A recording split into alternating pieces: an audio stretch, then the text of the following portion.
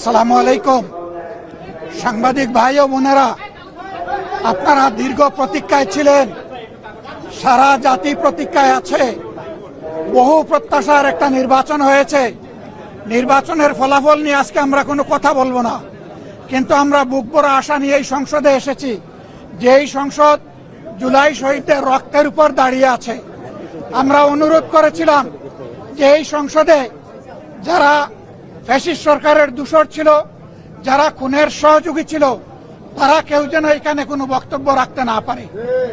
এই প্রেসিডেন্ট তিনটা কারণে অপরাধী, যার বক্তব্য এই মহান সংসদে আমরা শুনতে পারি না।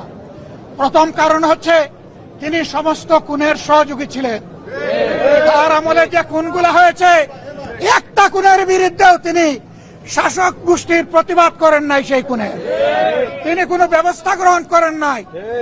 প্রেসিডেন্ট রাষ্ট্রের অভিভাবক হিসাবে তিনি জঘন্য অপরাধ করেছেন রাষ্ট্রের নাগরিকদের প্রতি। দ্বিতীয় কারণ ছিল, আপনারা জানেন, আগস্ট মাসের 5 তারিখ 24 সালে তিনি জাতির উদ্দেশ্যে ভাষণ দিয়েছেন। সেই ভাষণে তিনি বলেছিলেন যে ফ্যাসিস্ট প্রধানমন্ত্রী পদত্যাগ করেছেন এবং তিনি তা মঞ্জুর করেছেন। পরবর্তী পর্যায়ে আপনারা দেখেছেন, দুইটা মিডিয়ার সাথে সাক্ষাৎকার দিতে গিয়ে তিনি তা অস্বীকার করেছেন। নতুন গল্প সামনে নিয়ে এসেছেন। তিনি জাতির সামনে মিথ্যাবাদী হিসাবে সাব্যস্ত হয়েছেন।